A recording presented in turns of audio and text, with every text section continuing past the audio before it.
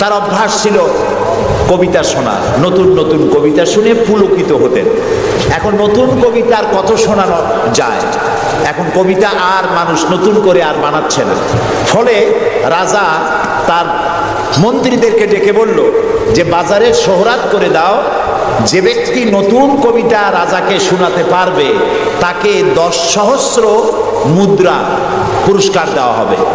মন্ত্রীরা বলল এটা তো সর্বনাশ হবে, এই নতুন কবিতা লোকেরা বানায় আনবে আর আপনি 10 সহস্র করে মুদ্রা দিয়ে দিয়ে রাজভাণ্ডার তো শেষ হয়ে যাবে। রাজা বলল না, আমার বুদ্ধি আমার কাছে, তোমরা শুধু এইভাবে ঘোষণাটা দিয়ে দাও আর 3টা লোক দাও আমাকে, একবার শুনলে মুখস্থ হয় এরকম একজন দাও, 2বার শুনলে মুখস্থ এরকম আরেকজন দাও, 3বার শুনলে মুখস্থ এরকম আরেকজন দাও। স্মৃতিশক্তি সম্পন্ন এরকম 3 জন লোক পাওয়া মোটেই কষ্ট হলো না। বাজারে শোহরাত করে দেওয়া হলো। নতুন নতুন নতুন নতুন কবিতা তৈরি করে কবিরা আসতে লাগলো, দিচ্ছে। আপনারা থামেন না, আমি তো বলে দিয়েছি। ফ্যান সরাই দেন পিছনের দিকে, পিছনে লাগাই দেন আমার পিছনে।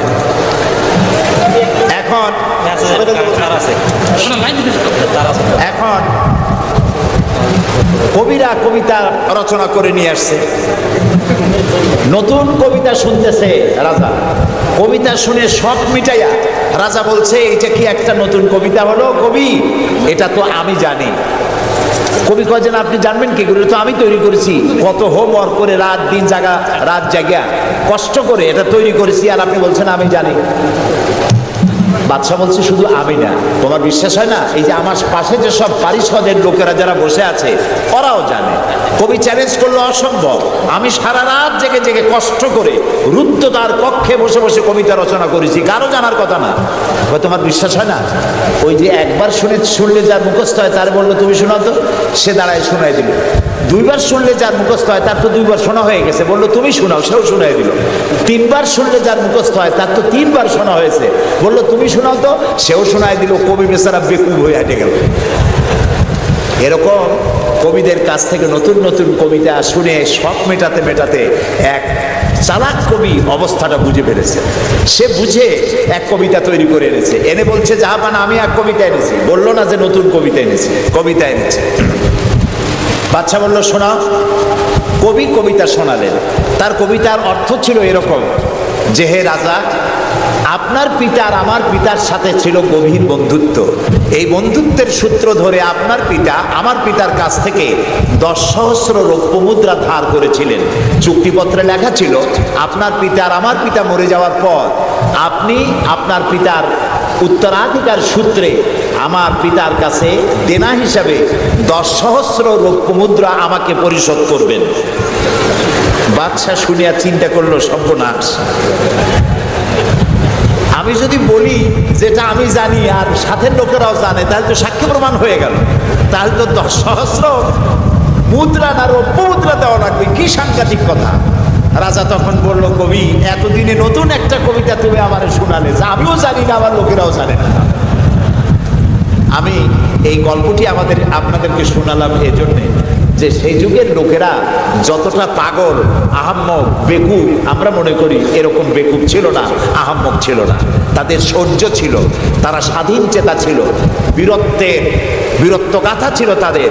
তারা কারোর অধীনতা স্বীকার করতো না। বুদ্ধি ছিল, প্রজ্ঞা ছিল, মেধা ছিল, সব ছিল। শুধু একটি জিনিসের অভাবে তারা চুরি করত, ডাকাতি করত, জেনা করত, ব্যভিচার করত, হত্যা করত, এগুলিকে কোনো অপরাধ মনে করত না। সেই জিনিসটির নাম ছিল ওহীর জ্ঞান। সেই জিনিসটির নাম ছিল কি? আল্লাহ রাব্বুল আলামিন সেই যুগে এই মানুষগুলির পরিবর্তনের জন্য, গোটা বিশ্বে শান্তি আনার জন্য, পৃথিবী যখন ধ্বংসের দ্বার প্রান্তে দাঁড়িয়েছে, রহমত ছাড়া পৃথিবীকে আর রক্ষা করা যাবে না, তখন আল্লাহ তাআলা রাসূলকে রহমত হিসাবে পাঠালেন। আল্লাহ তাআলা বলছেন ওয়ামা আরসালনাকা ইল্লা রাহমাতাল লিল আলামিন।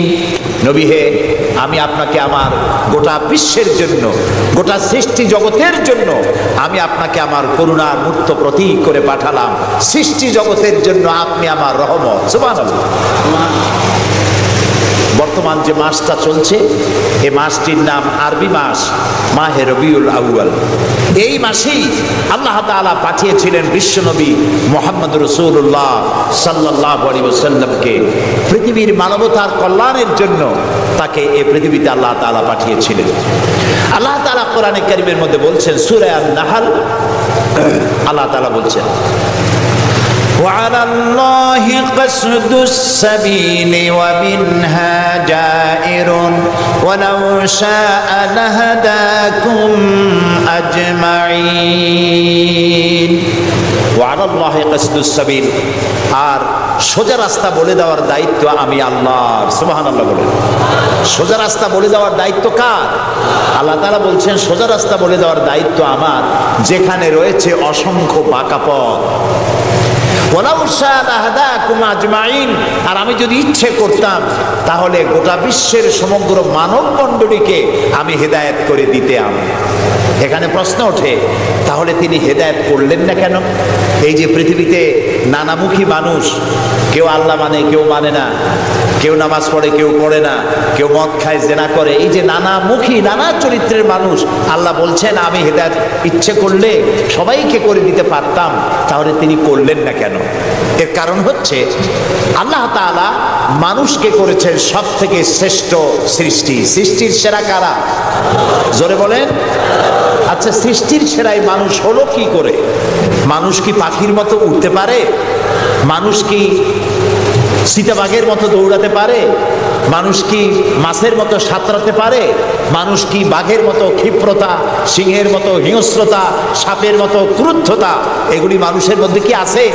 নাই। তাহলে মানুষ সৃষ্টির সেরা হলো কিভাবে বলতে পারেন? সৃষ্টির সেরা হয়েছে তার জ্ঞানের কারণে।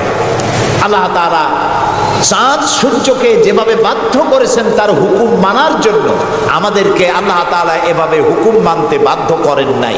কোরআন শরীফে আল্লাহ তাআলা বলেছেন ওয়ালাকাদ কাররামনা বানি আদম। আল্লাহ তাআলা বলেন আদম সন্তানকে আমি সম্মানিত করেছি। চাঁদ সূর্য গ্রহ নক্ষত্র সৌররাজি নবমণ্ডল ভূমণ্ডল সব কিছু আল্লাহর আইন মানতে বাধ্য না বাধ্য নয়? আল্লাহ তাআলা কোরআনে কারীমে বলেছেন আফা গায়রা দীনিল্লাহি ইয়াবগুন ওয়া লাহু আসলামা মান ফিস সামাওয়াতি ওয়াল আরদি তাওআন ওয়া কারহা। আফা গায়রা দীনিল্লাহি ইয়াবগুন, তোমরা কি আল্লাহর দেওয়া জীবন ব্যবস্থাকে ছেড়ে দিয়ে অন্যের তৈরি করা মতবাদ গ্রহণ করতে চাও? ওয়ালাহু আসলামা মান ফিস সামাওয়াতি, অথচ আকাশে যা আছে জমিনে যা আছে সব কিছু তার আনুগত্যের মস্তককে আমার সামনে নত করে দিয়েছে। সুবহানাল্লাহ। চাঁদ এবং সূর্য, সূর্যের কোনো ক্ষমতা নাই। রাত এখন বাংলাদেশে 8:40, রাত। সূর্যের কোনো ক্ষমতা নাই এখন বাংলাদেশে সে উদিত হয়। রাতের অধিকারকে সূর্য ক্ষুণ্ণ করতে পারে না, সূর্যের অধিকারকে চন্দ্র ক্ষুণ্ণ করতে পারে না। লাশ-শামসু ইয়ানবাগী লাহা আন তুদরিকাল কামারা ওয়ালাল লাইলু সাবিকুন নাহার ওয়া কুল্লুন ফি ফালাকিন ইয়াসবাহুন। আকাশে জমিনে যা কিছু আছে সব আল্লাহর হুকুম মেনে চলছে, কেউ কাউকে অতিক্রম করতে পারে না। তাহলে আমরা বুঝলাম চাঁদ সূর্য হুকুম মানে কার? জোরে বলেন। এই যে গাছগুলি, চতুর্দিকে যত গাছপালা আপনারা দেখতে পান, সুবরি গাছে নারকেল হবে না, নারকেল গাছে তাল হবে না, বেল গাছে জাম হবে না, আম গাছে লিচু হবে না। ওয়ালান তাজিদা লিসুন্নাতিল্লাহি তাবদীলা। আল্লাহ তাআলা বলছেন আমার লব নেচার, প্রকৃতির আইনের ভেতরে কোনো পরিবর্তন হবে না, আমার আইন তারা মানতে বাধ্য। কেবলমাত্র মানুষ, কেবলমাত্র মানুষ আমি তোমাদেরকে সম্মানিত করেছি, সেই জন্য আমি তোমাকে আইন মানতে বাধ্য করি নাই। কোরআন শরীফে আল্লাহ পাক বলছেন ইচ্ছে করলে কুফরি করতে পারো, ইচ্ছে করলে ঈমান আনতে পারো, ইচ্ছে করলে মুমিন হতে পারো, ইচ্ছা করলে কুফরিও করতে পারো। এটা তোমার ইচ্ছার উপরে ছেড়ে দিয়েছে। কারণ কাত্তা বাইয়ানার রুশদু মিনাল গাই, হক আর বাতিল দুইটাকে আমি আলাদা করে দেখিয়ে দিয়েছি। আসহাবুল ইয়ামিন আসহাবুশ শিমাল, ডানপন্থী আর বামপন্থী দুইটা দল আমি দেখাই দিয়েছি। ডান দিকে আর এটা বোঝার জন্য বিবেক দিয়েছি। কি দিয়েছি বলেন? বিবেক। বিবেক আছে আমাদের? আছে কি না? বিবেক দিয়েছি বোঝার জন্য। ডান দিকে যারা যাবে, এই ডান দিকের নেতৃত্ব দিবে নবীরা, আর নবীরা ডানপন্থীদেরকে সাথে নিয়ে চলে যাবে কোথায়? আল্লাহর জান্নাতে। আর যারা বামপন্থী, তাদের নেতৃত্ব দেবে শয়তান। কে দেবে নেতৃত্ব? আমি বুঝি না মুসলমানেরা কেমনে বামপন্থী হয়। আমাদের দেশে কিছু মুসলমান আছে, নামধারী, নাম মুসলমানের, কিন্তু নিজেদের পরিচয় দেয় তারা বামপন্থী। আছেন এরকম? এই সমস্ত বামপন্থীদের নেতৃত্ব দিবে শয়তান, আর এদেরকে নিয়ে শয়তান তাদেরকে নিয়ে যাবে কোথায়? আল্লাহ তাআলা বলছেন কাত্তাবায়্যানার রুশদু মিনাল গাই, হক এবং বাতিলকে আলাদা করে আমি ভাগ করে দুটি পথকে দেখিয়ে দিয়েছি। এখন তোমার ইচ্ছা আমার উপর ঈমান আনতেও পারো, আর যদি ইচ্ছা হয় আমার সাথে কুফরিও করতে পারো। যেহেতু তুমি গাছ না, সূর্য না, চন্দ্র না, তুমি মানুষ, আমি তোমাকে সম্মান দিয়েছি, সেজন্য তোমার এখতিয়ারে ছেড়ে দিয়েছি, আর বিবেকও দিয়েছি। এই বিবেক দিয়ে তুমি বুঝতে পারবা পথ কোনটা। আল্লাহ বলছেন আমার দায়িত্ব হলো ওয়া আলাল্লাহি কাসদুস সাবিল, সোজা রাস্তা বলে দেওয়ার দায়িত্ব আমার। সুবহানাল্লাহ, আমি বলে দিয়েছি সোজা রাস্তা কোনটি। আল্লাহ তাআলা বলেন সূরা ইব্রাহিমের মধ্যে আলিফ লাম রা কিতাবুন আনজালনাহু ইলাইকা লিতুখরিজান নাসা মিনাজ যুলুমাতি ইলান নূর। আল্লাহ তাআলা বলেন হে নবী, আমি আপনার উপর একখানা কিতাব অবতীর্ণ করলাম। এটা একটি কিতাব নাজিল করলাম এই জন্য লিতুখরিজান নাসা মিনাজ যুলুমাতি ইলান নূর, যাতে করে আপনি মানব মণ্ডলীকে অন্ধকার সমূহ থেকে আলোর দিকে নিয়ে আসতে পারেন। লক্ষ্য করুন কথা আল্লাহ, আমি কার কথা শোনাচ্ছি? অন্ধকার সমূহ থেকে আলোর দিকে নিয়ে আসতে পারেন। ওলামারা যারা আলেম তারা বুঝবেন, কোরআন শরীফে আল্লাহ তাআলা অন্ধকারের কথা যত জায়গায় বলেছেন বহু বচনে বলেছেন, এক বচনে বলেন নাই। আর আলোর কথা যখন বলেছেন তখন এক বচনে বলেছেন, বহু বচনে বলেন নাই। নূরের বহু বচন হলো আনোয়ার, এই শব্দটি কোরআন শরীফের মধ্যে নাই। আল্লাহ এখানে কি বলছেন? আমি আপনার উপরে কিতাব অবতীর্ণ করলাম এই জন্য যাতে করে আপনি মানব মণ্ডলীকে অন্ধকার সমূহ থেকে আলোর দিকে আনতে পারেন। অন্ধকার সমূহ কি? অন্ধকার সমূহ হচ্ছে মানব রচিত যত মতবাদ, এ সবগুলো কি বলেন সবাই? অন্ধকার। আর ইসলাম হলো আলো। অন্ধকারের অনেক রূপ হয়, আলোর রূপ হয় মাত্র, বলেন কয়টা হয়? দেখুন, অঙ্ক যেদিন পরীক্ষা হয়, ম্যাট্রিক হোক আর দাখিল পরীক্ষা হোক, অঙ্কের যে পরীক্ষাটা যেদিন হয় সেদিন অঙ্ক পরীক্ষা দিতে গিয়ে যাদের অঙ্ক ভুল হয় তাদের ফলাফল একরকম হয় না বহু রকম হয়? ভুল যা হয় কয় রকম হয়, আর অঙ্ক যাদের রাইট হয় তাদের কয় রকম হয়? একরকম। তাহলে এর দ্বারা কি বোঝা যায়? সত্যের রূপ একটা আর ভুলের রূপ অনেকগুলো। এই জন্য আলোর রূপ একটা, অন্ধকারের রূপ অনেক। যেমন বিদ্যুতের আলো, কেরোসিনের আলো, হেসাকের আলো, চাঁদের আলো, সূর্যের আলো, যত রকমের আলো আছে সব আলোর রূপ একটাই, কিন্তু অন্ধকারের রূপ বিভিন্নতর। শবে কাজেবের এক রকমের অন্ধকার, অমাবস্যার আর এক রকমের অন্ধকার, রাতের আধারের আর এক রকম অন্ধকার, মেঘাচ্ছন্ন হওয়ার আর এক রকম অন্ধকার, কুয়াশাচ্ছন্ন হওয়ার আর এক রকম অন্ধকার, দরজা জানালা ভেন্টিলেটর সব বন্ধ করে দেওয়ার আর এক রকমের অন্ধকার। অন্ধকারের রূপ অনেক আর আলোর রূপ একটা। আল্লাহ বলছেন কোরআন এই জন্য নাজিল করেছি লিতুখরিজান নাসা মিনাজ যুলুমাতি ইলান নূর, মানুষের তৈরি করা যত মতবাদ সব অন্ধকার, আর ইসলাম হচ্ছে আলো। আল ইসলাম নূর, ইসলাম হচ্ছে আলো। আলোর রূপ একটা। আলোর রূপ কয়টা? আল্লাহ তাআলা বলছেন ওয়া আলাল্লাহি কাসদুস সাবিল, আমি সোজা রাস্তা বলে দেব, যেখানে আছে অসংখ্য বাঁকা পথ, সেই সোজা রাস্তার নাম কি বলতে পারবেন? মাশাআল্লাহ, আপনারা সবাই বলতে পেরেছেন। সেই ইসলাম, সেই পথের নাম ইসলাম। এই ইসলামের পথ প্রদর্শক ছিলেন আল্লাহর নবীরা। দুনিয়ায় যত নবী আল্লাহ পাঠিয়েছেন সমস্ত নবীরা হচ্ছেন ইসলামের পথ প্রদর্শক। কিন্তু বইপত্রে অনেক সময় একটা কথা ভুল লেখে, তারা লেখে মুহাম্মদ সাল্লাল্লাহু আলাইহি ওয়াসাল্লাম ইসলাম ধর্মের প্রবর্তক। এটি একটি ভুল কথা। প্রবর্তক অর্থাৎ যিনি শুরু করেন, যিনি যে জিনিসটা চালু করেন তিনি ওইটার প্রবর্তক হন। ইসলামের প্রবর্তক হচ্ছেন আল্লাহ তাআলা, আর সমস্ত নবীরা হচ্ছেন প্রচারক, আর সর্বশ্রেষ্ঠ প্রচারক হচ্ছেন মুহাম্মাদুর রাসূলুল্লাহ সাল্লাল্লাহু আলাইহি ওয়াসাল্লাম। আল্লাহ রাব্বুল আলামিন তাকে পৃথিবীতে পাঠালেন ইসলাম প্রচার, প্রসার, প্রতিষ্ঠা এই কাজের জন্য। আল্লাহ তাআলা তাকে পাঠালেন এবং তাকে সর্বাধিক মর্যাদা দিলেন। এত বড় মর্যাদা আল্লাহ তাআলা পৃথিবীতে আর কারো দেন নাই। সুবহানাল্লাহ। কোরআনে কারীমের মধ্যে আমরা দেখতে পাই আল্লাহ রাব্বুল আলামিন যখনই কোনো নবীকে ডাকার দরকার বোধ করেছেন তিনি নাম ধরে ধরে রেখেছেন। তিনি বলেছেন ইয়া আদম, ইয়া জাকারিয়া, ইয়া ইব্রাহিম, ইয়া ঈসা, ইয়া মূসা। গোটা কোরআন শরীফ তন্ন তন্ন করে যদি তালাশ করা যায় কোরআন শরীফের ভিতরে কোথাও ইয়া মুহাম্মদ এই শব্দটি, এই বাক্যটি কোথাও পাওয়া যাবে না। আল্লাহ তাআলা তার রাসূলকে মুহাম্মদ সাল্লাল্লাহু আলাইহি সাল্লামকে কোরআনে কারীমে কোথাও নাম ধরে ডাকেন নাই। কেন ডাকেন নাই? তাকে মর্যাদা দিয়েছেন। সুবহানাল্লাহ।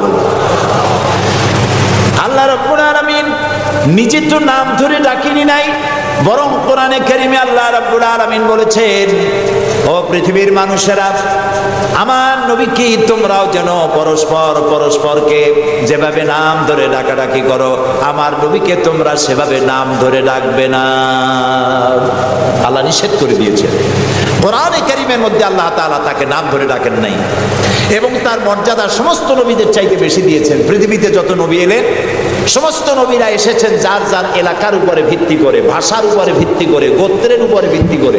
মুহাম্মদ সাল্লাল্লাহু আলাইহি সাল্লাম শুধু আরবি ভাষাভাষীদের নবী ছিলেন না, শুধুমাত্র মক্কার এবং মদিনার নবী ছিলেন না, তিনি বিশ্ব নবী। বলুন তো কি নবী? আল্লাহ রাব্বুল আলামিন কোরআনে কারীমের মধ্যে বলেছেন কুল ইয়া আইয়ুহান নাসু ইন্নী রাসূলুল্লাহি ইলাইকুম জামিআ। আল্লাহ তাআলা বলেন হে নবী আপনি বলুন ও পৃথিবীর মানব মণ্ডলী, আমি আল্লাহর পক্ষ থেকে তোমাদের সকলের জন্য আমি রাসূল হয়ে এসেছি। কিয়ামত পর্যন্ত এই পৃথিবীতে যত মানুষ আসবে সমস্ত মানুষের জন্য। রাসূল বলেছেন শুধু মানুষের জেন নয়, আল্লাহর সমস্ত সৃষ্টি জগতের জন্য আল্লাহ তাআলা আমাকে রাসূল করে পাঠিয়েছেন। সুবহানাল্লাহ। নবী করিম সাল্লাল্লাহু আলাইহি ওয়াসাল্লাম পৃথিবীতে এলেন এবং আল্লাহ তাআলা তাকে এই সম্মান দিয়ে মর্যাদা দিয়ে পৃথিবীতে কেন পাঠালেন? সূরা ফাতহার মধ্যে আল্লাহ তাআলা বলছেন হুয়াল্লাযী আরসালা রাসূলাহু বিল হুদা ওয়া দীনিল হক লিইয়ুযহিরাহু আলাদ-দীনি কুল্লিহি ওয়া কাফা বিল্লাহি শাহীদা। আল্লাহ তাআলা বলেন যে তিনি আল্লাহ যিনি তার রাসূলকে দ্বীনে হক আর সত্যের বিধান সহকারে পৃথিবীতে পাঠিয়েছেন। কেন? লিইয়ুযহিরাহু আলাদ-দীনি কুল্লিহি, যাতে করে তিনি মানুষের তৈরি করা সকল মতবাদের উপরে ইসলামকে বিজয়ী করে দিতে পারেন। এই জন্য আল্লাহ তাআলা রাসূলকে এই পৃথিবীতে পাঠিয়েছেন। সুবহানাল্লাহ। রাসূলুল্লাহ পৃথিবীতে আসলেন এবং তিনি চরিত্র দিয়ে, যুদ্ধ করে নয়, ইসলাম প্রচার করেছেন কি দিয়ে বলেন? তরবারি দিয়ে নয়। ইসলাম মানে শান্তি, শান্তির ধর্ম। ইসলাম কিসের ধর্ম? শান্তির ধর্ম। মুসলমান কারা? যারা শান্তি প্রতিষ্ঠা করে তারাই। আর আল্লাহর এক নাম হচ্ছে সালাম। আল্লাহর এক নাম কি বলেন সবাই? সালাম। আল্লাহর নাম শান্তি, ইসলাম শান্তি, মুসলমানেরা চায় শান্তি। সেই শান্তি প্রতিষ্ঠার জন্য মুহাম্মদ সাল্লাল্লাহু আলাইহি সাল্লাম তরবারি দিয়ে ইসলাম আনেন নাই, তিনি ইসলাম এনেছেন তার অনুপম চরিত্র মাধুর্য দিয়ে, ব্যবহার দিয়ে, দ্বীন প্রচার করে তার মাধ্যমে জনগণকে ইসলামের মধ্যে এনেছেন। কথা উঠতে পারে তাহলে যুদ্ধগুলো হলো কেন? বদর, ওহদ, হুনাইন, তাবুক, এগুলো ইয়ারমুক, কেন এই যুদ্ধগুলো হলো? এসব যুদ্ধ ছিল ডিফেন্সিভ। পৃথিবীর কোন ঐতিহাসিক কোন ব্যক্তি বলতে পারবে না যে মুহাম্মদ সাল্লাল্লাহু আলাইহি সাল্লাম সর্বপ্রথম আক্রমণকারী হয়েছেন কোন যুদ্ধে। বলতে পারবে কেউ? বলতে পারবে? তিনি তা করেননি। যখন আক্রান্ত হয়েছেন তখন তিনি প্রতিরক্ষামূলক যুদ্ধ করেছেন, আক্রমণাত্মক যুদ্ধ রাসূলুল্লাহ তার জীবনেও করেননি। সুবহানাল্লাহ। চরিত্র দিয়ে তিনি দুনিয়াকে বিজয় করেছেন। পৃথিবীতে যত নেতা আছে সমস্ত নেতাদের চরিত্র তো দুই রকম হয়। নেতাদের চরিত্র কয় রকম হয়? দুই রকম। একটা হয় পার্সোনাল ক্যারেক্টার, আর একটা হয় পাবলিক ক্যারেক্টার। একটা হয় জনগণকে দেখানোর, আর একটা হয় ব্যক্তিগত। রাসূলুল্লাহর চরিত্র এরকম দুই রকম ছিল না। একটু মাথা খাটায় চিন্তা করেন, পৃথিবীতে কোন নেতা আছেন যিনি জনগণের সামনে দাঁড়িয়ে বলতে পারবেন আমি ছাত্র জীবনে যা করেছি, যৌবনে যা করেছি, রাজনৈতিক নেতা হিসাবে গোপনে গোপনে যা করি, এসব কথাগুলি মানুষের কাছে, আমার দলের কাছে, দেশবাসীর কাছে খুলে বলে দাও, এরকম বলতে পারবে কেউ? একজনও পারবে না। যদি বলে তাহলে সব সর্বনাশ। এই পৃথিবীতে একমাত্র নেতা জনাবে মুহাম্মদুর রাসূলুল্লাহ সাল্লাল্লাহু আলাইহি ওয়াসাল্লাম। তিনি বলেছেন, ও আমার সাহাবীরা, ও আমার স্ত্রীরা, দিনের আলোতে আর রাতের আধারে আমার ভিতরে তোমরা যে আচরণ আমার দেখতে পাও, আমার ওঠা বসা, আমার চলাফেরা, আমার আচার আচরণ, যা কিছু আমার ভিতরে দেখতে পাও সবগুলি খুলে খুলে মানুষের সামনে বলে দাও। সুবহানাল্লাহ। রাসূলুল্লাহর চরিত্রের সার্টিফিকেট, তার আখলাক কেমন, এটা জানার জন্য হযরত আয়েশার কাছে কয়েকজন সাহাবী প্রশ্ন করেছিলেন, মা, রাসূলুল্লাহর কাছে বেশি সময় কাটাবার সুযোগ আপনি পান, তার ইনস অ্যান্ড আউট আপনি ভালো করে জানেন, বলুন তো তার আখলাক কেমন, তার চরিত্র কেমন? মা আয়েশা বললেন, তোমরা কি কোরআন পড়েছো? বললেন, হ্যাঁ কোরআন পড়েছি। কোরআন কি বোঝো? হ্যাঁ কোরআন বুঝি। হযরত আয়েশা বলেন, কোরআন যদি পড়ে থাকো, কোরআন যদি বুঝে থাকো, রাসূলের চরিত্র আমার কাছে জানার কোনো দরকার নাই। যেটা কোরআন তোমরা পড়েছো, কোরআনের বাস্তব নমুনা যদি দেখতে চাও, আল্লাহর নবীর দিকে তাকায়া দেখো। তার চরিত্র হলো কোরআন। রাসূলুল্লাহর চরিত্র কি? কোরআন। রাসূলুল্লাহর নবুয়তের 23 বছরের জীবনে যা আছে 30 পারা কোরআনে তাই আছে। 30 পারা কোরআনে যা আছে রাসূলুল্লাহর 23 বছরের নবুয়তের জীবনে তাই আছে। বড় করে বলেন সুবহানাল্লাহ। এই ছিল রাসূলের জীবন। তার চরিত্র সম্পর্কে আল্লাহ তাআলা বলছেন, ওয়া ইন্নাকা লাআলা খুলুকিন আযীম।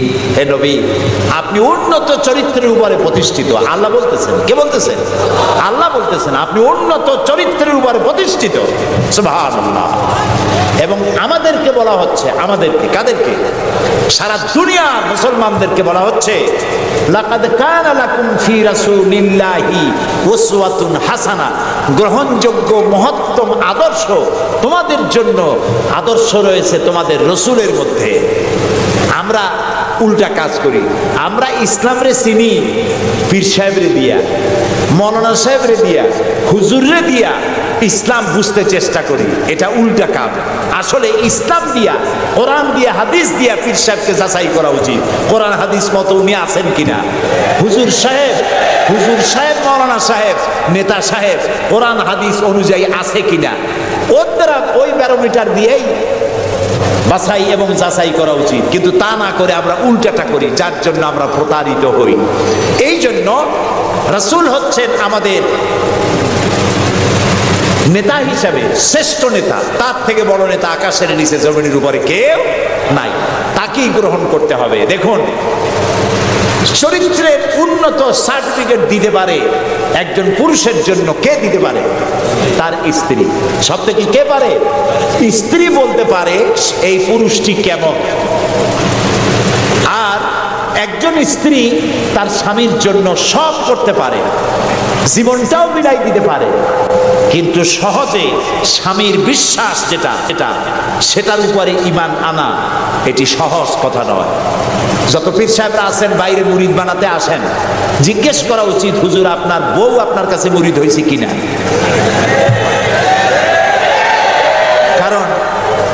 কারণ বউ জানে। বাইরে এসে যতই হুজুর অনেক কিছু নামের আগে মিসবাহুল আরিফিন, সিরাজুস সালিকিন, তারপরে কি কুতুবে রব্বানি, গাউসে সামদানি, আশেকে পান্দান, সিয়াহে দান্দান, এই যতই বলা হোক না কেন, কিন্তু আসলে উনি কি ওনার বউ চাইতে কেউ ভালো জানে না। এটা ঠিক কিনা? বউ ঈমান আনছে কিনা, মুরিদ হয়েছে কিনা, ওইটা দেখা দরকার। ড্রাইভারকে জিজ্ঞেস করা দরকার আপনার হুজুর কেমন, ড্রাইভার বলতে পারবে। ওনার সাথে খাদেমদেরকে একান্তে জিজ্ঞেস করা দরকার হুজুর কেমন, ওনারা বলতে পারবেন। দেখুন, এই পৃথিবীতে নবী করিম সাল্লাল্লাহু আলাইহি ওয়াসাল্লাম যখন ওহী পেলেন, দ্বিতীয় ওহী ছিল ওয়ানজির আশিরাতাকাল আকরাবিন, নিকটবর্তী লোকদেরকে এবার দ্বীনের দাওয়াত দেন। এই সর্বপ্রথম দাওয়াতের জন্য আল্লাহ তাআলা বললেন, আল্লাহর প্রতি, জাহান্নামের প্রতি ভয় দেখান, সতর্ক করুন মানুষদেরকে। সর্বপ্রথম তিনি মনে করলেন নিকটবর্তীদেরকে দাওয়াত দিতে আল্লাহ বলেছেন আগে।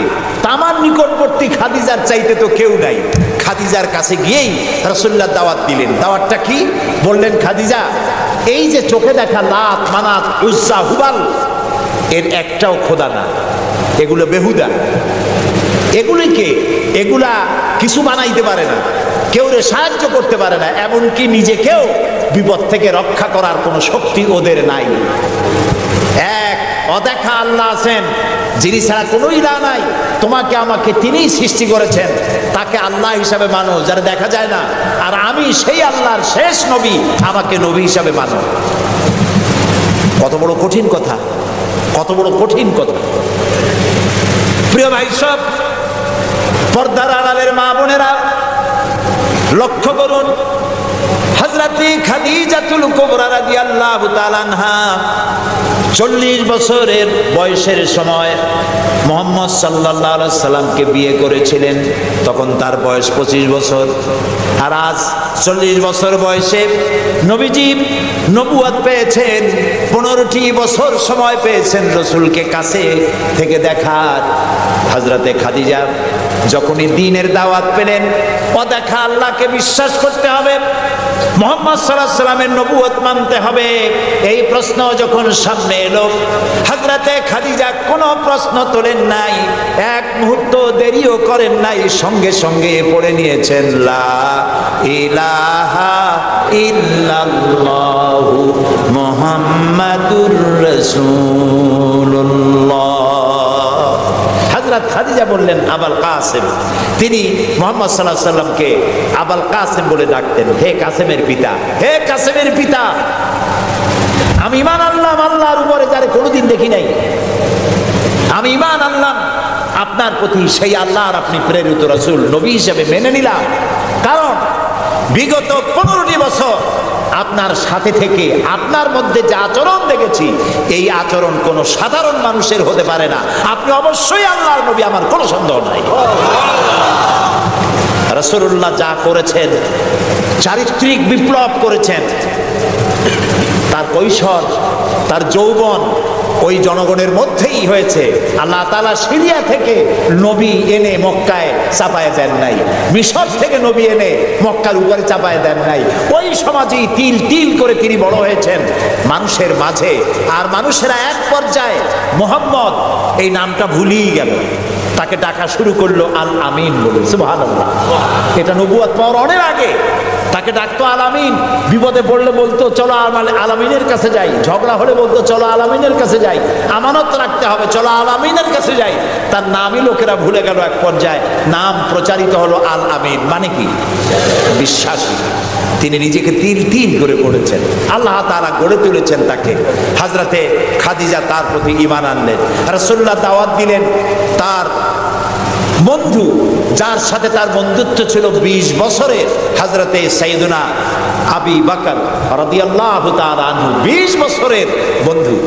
হযরত আবু বকরের কাছে রাসূলুল্লাহ যখন দাওয়াত দিলেন যে আমি আল্লাহ রাসূল, আমার উপর ঈমান আনো, এক আল্লাহর উপর ঈমান আনো, হযরত আবু বকরও এক মুহূর্ত দেরি করেন নাই, বলেছেন আপনি অবশ্যই আল্লাহর নবী, আমার তো কোনো সন্দেহ নেই এর মধ্যে। সুবহানাল্লাহ। রাসূল পাক সাল্লাল্লাহু আলাইহি সাল্লাম এই মক্কি জিন্দেগিতে মানুষদেরকে তৈরি করলেন আল্লাহর ইচ্ছা মাফিক।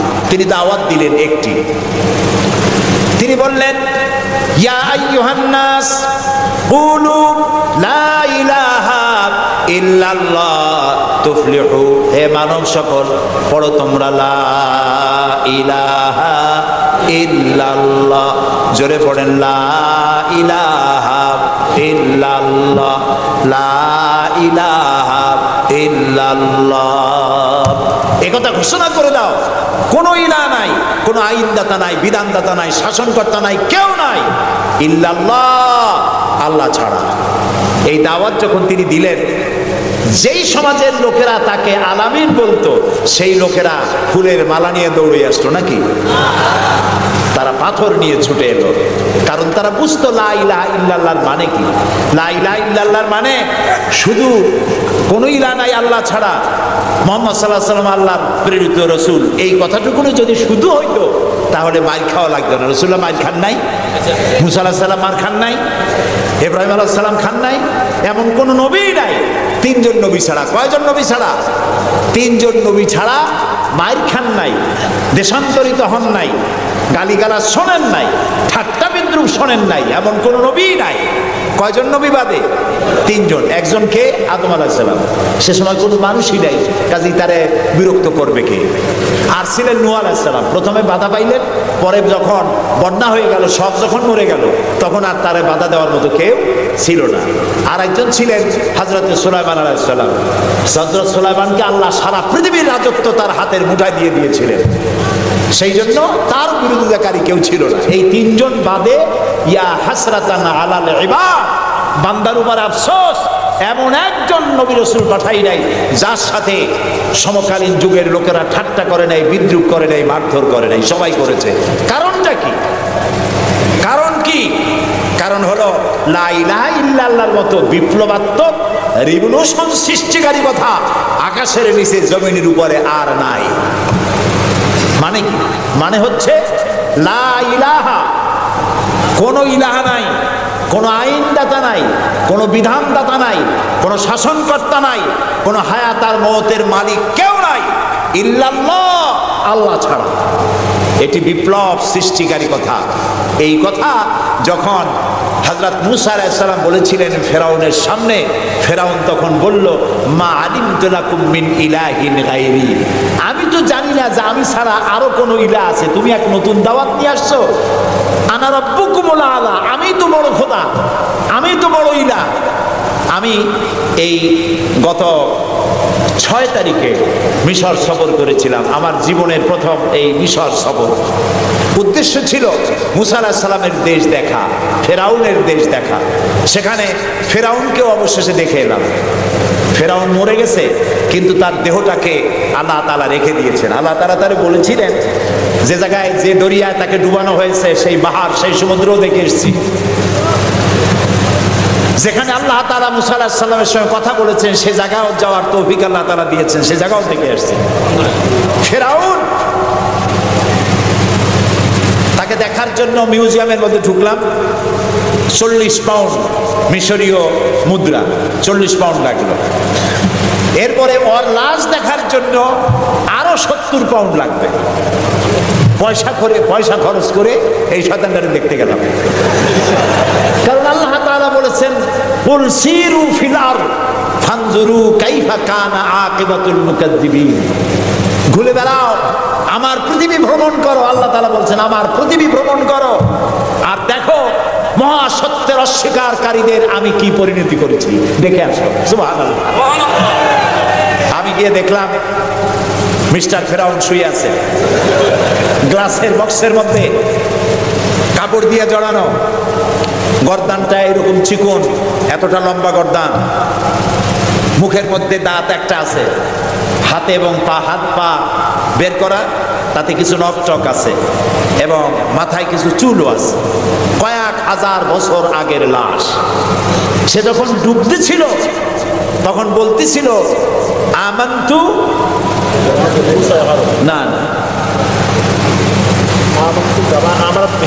হ্যাঁ আমান্তু কামা আমানাত বিহি বানু ইসরাইল, আমি ঈমান আনলাম বনি ইসরাইলরা যার উপর ঈমান আনছে, আল্লাহর উপর ঈমান আনছে এটা কিন্তু বললো না, বনি ইসরাইলরা যার উপরে ঈমান এনেছে তার উপরে ঈমান আনলাম। ওয়া আনা মিনাল মুসলিমিন, আল্লাহ আমি তো একজন মুসলমান, আমার আবারও সুবাও কেন? আল্লাহ তাআলা বললেন আল আন, এখন ওয়াকাদ আসাইতা কাবলু ওয়া কুনতা মিনাল মুফসিদিন, অথচ তুমি বিদ্রোহ ঘোষণা করেছো আর তুমি সবথেকে বড় সন্ত্রাসী। ও বলছে আনা মিনাল মুসলিমিন, ও বলছে আনা মিনাল মুসলিমিন, আমি তো মুসলমানদের একজন। আল্লাহ কয় ওয়া কুনতা মিনাল মুফসিদিন, তুই তো সন্ত্রাসী, বিপর্যয় সৃষ্টিকারী। আমি তোরে আর শুধু মারবই না, কে বলতেছেন? আমি তোরে শুধু মারবই না, আলিয়াউমা নুনাজ্জিকা বিবাদানিক, আমি তোর দেহটাকে রক্ষা করব। পানিতে তুই পচবি না, মাটিতে পচবি না, পোকায় মাকড়ে তোরে খাবে না, আমি তোরে শুটকি বানায় রাখবো কিয়ামত পর্যন্ত। এই জন্য শুটকি বানায় রাখবো, পৃথিবীতে যত ফেরাউন তোর মতো পৃথিবীতে আসবে তোরে দেখে যেন শিক্ষা গ্রহণ করতে পারে। আল্লাহ তাআলা ওরে শুটকি বানায় রাখছে। তারপরে দেখলাম ভয়রা কারুন অস্বীকার করেছিল মুসা আলাইহিস সালামকে, তার বিশাল সম্পদ 55,000 একর জমির উপরে ছিল তার বাড়িঘর আর সম্পদ, আহরিত সম্পদ। তার সিন্ধুকের চাবিগুলি বহন করত শত শত উটে। এখন চিন্তা করেন কত সম্পদের মালিক। মুসা আলাইহিস সালাম যখন তার কাছে যাকাতের দাবি করলেন, ঈমানের দাবি করলেন, তখন মুসা আলাইহিস সালামের উপরে বহতান, তাকে লাঞ্ছিত করলো, তাকে দুর্নাম অপবাদ দিল। মুসা আলাইহিস সালাম আল্লাহর কাছে গজব চাইলেন, আল্লাহ তাআলা তারে গজব দিলেন। 55,000 একর সম্পত্তি, বাড়িঘর, আর সে নিজে শুদ্ধ মাটির নিচে আল্লাহ খরচ করে দিলেন। এখন বিরাট হ্রদে পরিণত হয়ে গেছে। তারপরে যখন আমি দাঁড়ালাম দেখতে পেলাম সমুদ্রের মতো কোনো কুল কিনারা নাই, কোনো কুল কিনারা নাই। তার সম্পদ শুদ্ধ আল্লাহ তাআলা রেখেছেন। আল্লাহ তাআলা বলছেন পৃথিবী ঘোরো আর দেখো মহাসত্যের অস্বীকারীদেরকে কি ধরনের শাস্তি দিয়েছি, দেখে আসো। সুবহানাল্লাহ।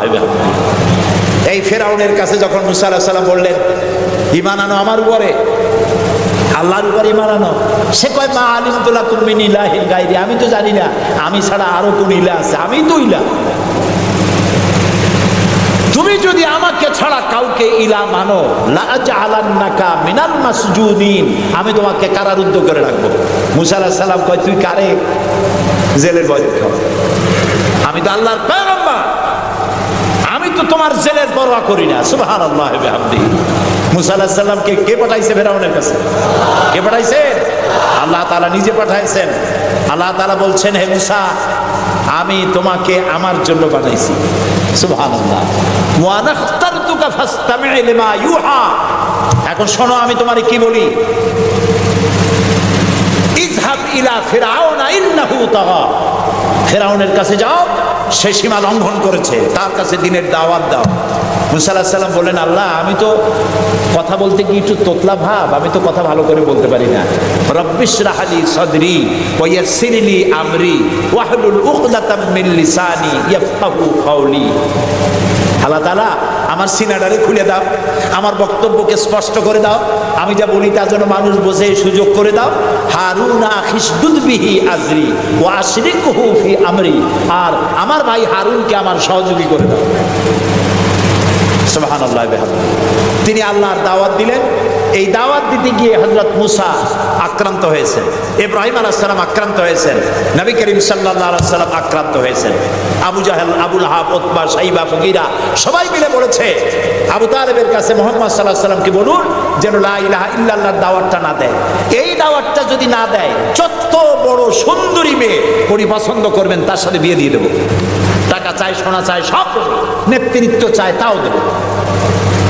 আল্লাহর নবীর কাছে এই প্রস্তাব যখন এলো, নবীজি বললেন আমার চাচা আপনি ওদেরকে শোনায় দেন, ওদের পক্ষে যেটা দেওয়া সম্ভব সেটা তো দেওয়া দূরের কথা, যেটা দেওয়া সম্ভব নয় তাও যদি আমাকে দিতে পারে, আকাশের সূর্যটা এনে যদি আমার ডান হাতে উঠায় দেয়, আর আকাশের পূর্ণিমার চাঁদটা যদি আমার বাম হাতে উঠায় দেয়, এর বিনিময়ে আমি মুহাম্মদুর রাসূলুল্লাহ সাল্লাল্লাহু আলাইহি ওয়াসাল্লাম এক মুহূর্তের জন্য তাওহীদের দাওয়াতকে বন্ধ করে দেব না। নবী করিম সাল্লাল্লাহু আলাইহি ওয়াসাল্লাম মক্কি জিন্দেগিতে মানুষের কাছে কালেমার দাওয়াত পৌঁছালেন, আর মূল লক্ষ্য হচ্ছে পৃথিবী কার? বলেন পৃথিবী কার? আইন চলবে কার? আল্লাহর সেই আইন প্রতিষ্ঠা করার জন্য একা একা করা যাবে না, একটা জনগোষ্ঠী তৈরি করা দরকার, একটা দক্ষ জনশক্তি তৈরি করা দরকার, যারা দেশ পরিচালনায় যোগ্য। এরকম লোক রাসূলুল্লাহ মক্কির জীবনে 13 বছরে দক্ষ একটা জনগোষ্ঠী তৈরি করে ফেললেন। সুবহানাল্লাহ কয়। দেখছেন দক্ষ কারে কয়? আবু বকর, ওমর, ওসমান, আলী, খাব্বাব, খুবাইব, আমের, তালহা, জুবাইর, আবু উবাইদা ইবনুল জাররাহ রিদওয়ানুল্লাহি তাআলা আলাইহিম আজমাইন, এই সব লোক তৈরি হয়ে গেল। সুবহানাল্লাহ। এই সব লোক তৈরি হয়ে যাওয়ার পর যে উদ্দেশ্যে রাসূলকে পাঠানো হয়েছিল সেই উদ্দেশ্য এখন কার্যকরী হচ্ছে। আমরা তো উল্টোপাল্টা কাম করি। 12ই রবিউল আউয়াল আসলেই পতাকা দিয়ে রাজধানী সাজাই, 12ই রবিউল আউয়াল আসলেই বিরাট একটা মিছিল, কোন একজন লোককে সামনে রাখা তারপর একটা মিছিল শুরু হয়ে গেল। তোমপে লাখো সালাম, কতগুলা পতাকা নিয়ে লাখো সালাম দিলাম, হাজার হাজার গাড়ি নিলাম, লোকজন নিলাম, এরপরে এক জায়গায় বসে নবী সালাম আলাইকা, ইয়া রাসূল সালাম আলাইকা, গরম গরম জিলাপি। রবিউল আউয়াল শেষ, রাসূলুল্লাহর মহব্বতও শেষ। বিশ্বাস করুন, এই সমস্ত জিনিস দিয়ে মূল টার্গেট থেকে মুসলমানদেরকে সরিয়ে দেওয়া হচ্ছে। আপনারা আমাকে জবাব দেন, যারা এই সব কাজ করে তারা বলে রাসূলুল্লাহর ভালোবাসায় করি। আপনি কি পারবেন রাসূলুল্লাহর লাখো সাহাবীদের মধ্যে একজন সাহাবীও রাসূলুল্লাহকে যে ভালোবাসা দিয়েছেন, পৃথিবীর সব মুসলমান একত্রিত হয়ে অতটা ভালোবাসা কেউ কি দিতে পারবে? পারবে? এবার বলেন, সাহাবীরা এরকম কোনো মিছিল করেছেন রাসূলুল্লাহর জন্মদিনে? তার জন্মদিবস পালন করেছেন? করেন নাই। যেটা হাদিসে নাই আমরা তা করতে পারি না। যে মিলাদ এখন পড়া হয়, যে সিস্টেমে পড়ানো হয়, একত্রিত হয়ে নবী সালাম আলাইকা, রাসূল সালাম আলাইকা, সাহাবীরা এরকম করেন নাই, তাবিঈনরা করেন নাই, তাবিঈনরা করেন নাই। মিলাদের এই সিস্টেম চালু হয়েছে রাসূলের ইন্তেকালের অন্তত 600 বছর পর। কোথায় চলছি আমরা? রাসূলের মূল অনুষ্ঠান ছেড়ে দিয়ে, মূল কাজ ছেড়ে দিয়ে ভিন্ন পথে প্রবাহিত হচ্ছি। আমাদেরকে বিভিন্ন শব্দের মার প্যাচে সিরাতুন নবী করব না মিলাদুন নবী করব, মিলাদ পড়বো তো দাঁড়ায় পড়বো না বসে পড়বো, এই সমস্ত চক্করের মধ্যে ফালাই দিয়া টার্গেটে যাওয়ার পথের থেকে আমাদেরকে বাধাগ্রস্ত করা হচ্ছে। প্রিয় ভাই সব, নবী করিম সাল্লাল্লাহু আলাইহি ওয়াসাল্লাম জনশক্তি তৈরি করে ফেললেন, একটা রাষ্ট্র চালাবার মতো লোক তৈরি হয়ে গেল। আপনি যদি এই যে আর্মির ট্রেনিং হয়, শীতকালীন মহড়া হয়, আর্মির ট্রেনিং হয় কেন? এত পয়সা দিয়ে আর্মি টিকায় রাখা হয় কি জন্য? কি জন্য? দেশ রক্ষার জন্য। আমরা তো সবাই দেশপ্রেমী, আমরা দেশ রক্ষা করতে তো আমরাই পারি। আর্মিদেরকে এত পয়সা খরচ করে করানো হচ্ছে কেন? এই জন্য করানো হচ্ছে, যখন যুদ্ধ বাঁধবে তখন আপনি অস্ত্র চালাইতে পারবেন না, অস্ত্র চালাবার মতো যোগ্যতা সম্পন্ন লোক গভর্নমেন্ট তৈরি করে, প্রতিরক্ষা বাহিনী তৈরি করে, যাতে করে কোনো দেশ আমার স্বাধীন ভূমির উপরে আঘাত করতে না পারে। সেই জন্য এখন এটাকে পরিচালনার জন্য ট্রেনিং দেওয়া হয়। মুসলমানদেরকে আল্লাহ তাআলা কোরআনের মাধ্যমে, ইসলামের মাধ্যমে, হাদিসের মাধ্যমে তাদেরকে ট্রেনিং দেওয়া হয়। জমিন আল্লাহর, আইন চলবে আল্লাহ। আইনের ইমপ্লিমেন্টের জন্য, সে আইন প্রয়োগ করার জন্য দক্ষ যোগ্য জনশক্তি প্রয়োজন। রাসূলুল্লাহ নিজের সোহবত দিয়ে ধন্য করেছেন সাহাবায়ে কেরামদেরকে, তাদেরকে তৈরি করতে সক্ষম হয়েছেন। 13 বছর চলে যাওয়ার পর আল্লাহ পাক তাকে হিজরত করার অর্ডার করলেন। এবার রাসূলুল্লাহ মদিনায় চলে আসলেন। মদিনায় এসে ইসলামী রাষ্ট্রের ঘোষণা দিলেন। সুবহানাল্লাহ। এবার রাসূলুল্লাহ প্রেসিডেন্ট, এবার রাসূলুল্লাহ কি প্রেসিডেন্ট, রাষ্ট্রপতি, আর তার সংবিধান হলো কোরআন। সংবিধান কি? কোরআন। কোরআনের আইন চালু করে দিলেন। তিনি রাষ্ট্রপ্রধান হলেন। সমাজ থেকে চুরি ডাকাতি জিনা ব্যভিচার হত্যা ধর্ষণ সব দূরীভূত হয়ে গেল। আজ মানুষ দরজা খুলে ঘুমাবার সুযোগ পেয়ে গেল। নবী করিম সাল্লাল্লাহু আলাইহি ওয়াসাল্লাম ঘোষণা করলেন, খায়রুল কুরুনি কারনি, সর্বশ্রেষ্ঠ যুগ হলো আমার যুগ। রাসূলের যুগ হলো শ্রেষ্ঠ যুগ। সমাজ থেকে চুরি ডাকাতি নির্মূল হয়ে গেল কোরআনের আইন চলার কারণে। যারা বিরোধিতা করছিল তারাও দেখলো যে মুহাম্মদ সাল্লাল্লাহু আলাইহি ওয়াসাল্লামের সাথে আমরা খামোখাই বিরোধিতা করেছি, উনি তো আমাদের বিরোধী লোক না, উনি তো আমাদের ধর্মের বিরুদ্ধের লোক না, উনি তো দেশে আইন দিয়েছেন এমন যে আইনের মাধ্যমে মানুষ তার নিজের ধর্ম পালন করতে পারে, চুরি করে না, ডাকাতি করে না, মানুষ খাবার পায়, পড়ার পায়, থাকার পায়, সবকিছুর গ্যারান্টি পেয়েছে। আল্লাহ তাআলা তখন একটি সূরা নাজিল করলেন। আল্লাহ তাআলা সূরা নাসর নাজিল করলেন, ইযা জাআ নাসরুল্লাহি ওয়াল ফাতহ ওয়া রাআইতান নাসা ইয়াদখুলুনা ফি দীনিল্লাহি আফওয়াজা। আল্লাহ তাআলা বলেন, যখন আল্লাহর পক্ষ থেকে বিজয় আসবে, আল্লাহর সাহায্য যখন আসবে, তখন দেখতে পাবে দলে দলে লোকেরা ইসলামে প্রবেশ করছে। রাসূলুল্লাহর ইন্তেকালের সময় দেখা গেল আশেপাশে যত গোত্রে ছিল, এলাকা ছিল, সব পড়ে ফেলেছে লা ইলাহা ইল্লাল্লাহু মুহাম্মাদুর রাসূলুল্লাহ। কাফের বলতে আর কেউ ছিল না। শান্তি পেল, নিরাপত্তা পেল। ইসলাম শান্তি এবং নিরাপত্তা। এই শান্তি এবং নিরাপত্তার পথে মানুষ যাতে আর আসতে পারে, সেই জন্য আজকের পৃথিবীর বৃহৎ শক্তি লেগেছে ইসলামকে ধ্বংস করার জন্য। আজ আমাদেরকে বলা হচ্ছে সন্ত্রাসী, মুসলমানদেরকে বলা হচ্ছে সন্ত্রাসী আর মৌলবাদ। আপনারা বলেন বাংলাদেশের মতো এত শান্তি আর কোথায় আছে বলেন? এই যে পয়লা বৈশাখ গেল, পয়লা বৈশাখী আনন্দ উদযাপন করার জন্য ঢাকা শহরে যা মানুষ নামলো, ইতিহাসে নাকি এত মানুষ কোনোদিন নামে নাই। পেটে বাচ্চা, কোলে বাচ্চা, ঘাড়ে বাচ্চা, এগুলো নিয়ে রাত 12টা 1টা পর্যন্ত রাস্তায় রাস্তায় হিন্দু মুসলমান দৌড়দৌড়ি করেছে। কোনো অশান্তি ছিল? এই প্রথমবারের মতো বাংলাদেশে গত 30 বছরের মধ্যে গত রমজানে রোজার পূজা একসাথে আসলো, ঠিক না? হিন্দুরা তাদের দুর্গা পূজা করতে পারছে? বলেন না পারছে কিনা? মুসলমানেরা রোজাও রাখতে পারছে, ওরা পূজাও করতে পেরেছে, ঠিক না ভাই? এবার বলেন, এই ফেনীতে আপনারা দুর্গা পূজার সময় কয়টা মূর্তির মাথা ভাঙছেন বলেন? ভাঙছেন? মন্দির ভেঙেছেন? কোন হিন্দু পিটাইয়া ভারতে পাঠাই দিয়েছেন?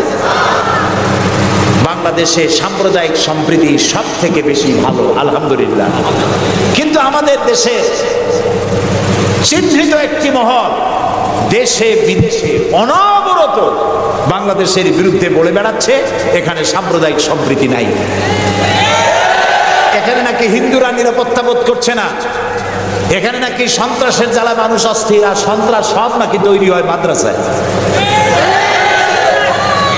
এরা মাদ্রাসা বিরোধী, মাদ্রাসা ওদের সহ্য হয় না। প্রিয় ভাই সব, এটাই জন্য আমাদেরকে যে কথার থেকে এই পর্যন্ত এসেছি, আমাদের বলা হচ্ছে সন্ত্রাসী, মৌলবাদী। বাংলাদেশে সন্ত্রাসী এটি একটি গল্প, আন্তর্জাতিক সন্ত্রাসের সাথে বাংলাদেশের কোনো সম্পর্ক নাই, আলহামদুলিল্লাহ।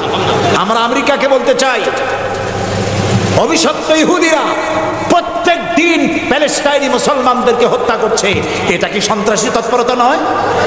ইহুদিরা প্রতিদিন তাদের বুলডোজার দিয়ে ফিলিস্তিনের মুসলমানদের বাড়ি ঘর বুলডোজার দিয়ে মাটির সাথে গুড়িয়ে দিচ্ছে, এটা কি সন্ত্রাসী তৎপরতা নয়? সেই অভিশপ্ত ইহুদি জাতির প্রধানমন্ত্রী শ্যারন, তারে বুশ বলছেন তিনি নাকি শান্তির পায়রা। তা আমি বলেছি, শ্যারন যদি হয় শান্তির পায়রা, তাহলে পৃথিবীতে অশান্তির শকুনের নাম কি?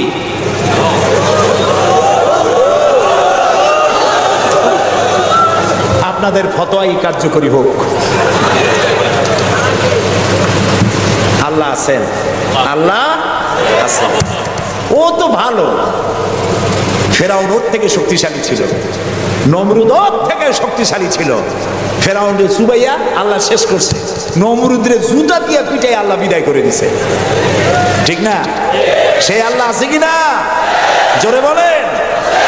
আছে। তবে ওয়ামাকারু ওয়ামাকারাল্লাহ ওয়াল্লাহু খায়রুল মাকিরিন। আল্লাহর কৌশল, আল্লাহ সব থেকে বড় কৌশলী। ও বলতেছে মুসলমান শেষ করে দেবে, কলে কলে সব শেষ করবে, মুসলমান ইসলামের রাষ্ট্র শেষ করে দেবে। আল্লাহ তাআলা তার ঘরের মধ্যে মুসা আলাইহিস সালামের মারার চেষ্টা করছিল না ফেরাউন? একটা পুরুষও বাঁচতে দেবে না, সব মেয়ে লোক জিন্দা রাখবো, মেয়ে লোক সব মেরে ফেলবো, এরকম বলছিল না? সেই জায়গায় আল্লাহ মুসারে বানাইছেন কিনা? লালিত পালিত করছেন কোথায়? ফেরাউনের ঘরের মধ্যে। যে বুশ দুনিয়া থেকে ইসলাম আর মুসলিমদেরকে মিটাতে চান, সেই বুশের ঘরের মধ্যে আল্লাহ তাআলা ইসলাম ঢুকাই দিয়েছে। উনি লাগছেন ইসলামরে শিকল কাটার জন্য, মেয়ে লোকরে মসজিদের ইমামতি করার জন্য। কারা কি করতেছে আমরা বুঝি, আমরা ভাত খাই। আমার জাতি মদ খাইয়া চোখ লাল করে না, আল্লাহর মেহেরবানি। তোমার জাতি করে। আমেরিকায় মেন্টাল হসপিটালের রুগী সব থেকে বেশি, পাগল বেশি দুনিয়ার সব জায়গায়। দুনিয়ার সবচাইতে বেশি পাগল কোন দেশে? আমেরিকায়। কারণ ওদের ব্রোকেন ফ্যামিলি, যৌথ পরিবার না। স্বামী স্ত্রী বিশ্বাস করে না, স্ত্রী স্বামীর বিশ্বাস করে না, বাপ ছেলের স্নেহ করে না, ছেলে মায়ের ভক্তি করে না। অশান্তির জ্বালা মাথার চুল চতুর্দিক দিয়ে কাটিয়া মাথার উপরে তালপট্টির দ্বীপ বানায় রাখে। কেউ বা মাথার চুল ছোট ছোট করে কাটিয়া পিছনের দিকে বাসার নাম্বার, মোবাইল নাম্বার লিখে রাখে। আমি দেখে কইছি, শয়তানে যদি দেখে, শয়তান খালি কানবে আর বলবে যে আমি শয়তান হয়েছিলাম কি কাজে? এটা তো খারাপ শয়তান। শান্তি নাই, অশান্তির দাবানল জ্বলছে গোটা আমেরিকা জুড়ে। ওরা মুসলমানদের ঐতিহ্য ধ্বংস করার জন্য একটা কোথার থেকে শয়তান মহিলা